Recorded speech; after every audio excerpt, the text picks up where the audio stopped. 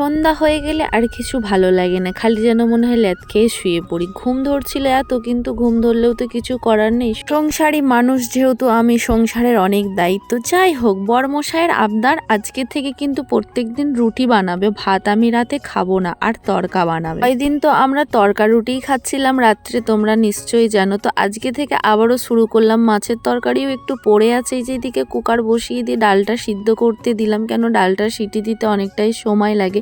সকালবেলায় ভিজিয়ে রেখেছিলাম, আর আমি দেখে এদিকে নগিন নগিন ডান্স করছিলাম।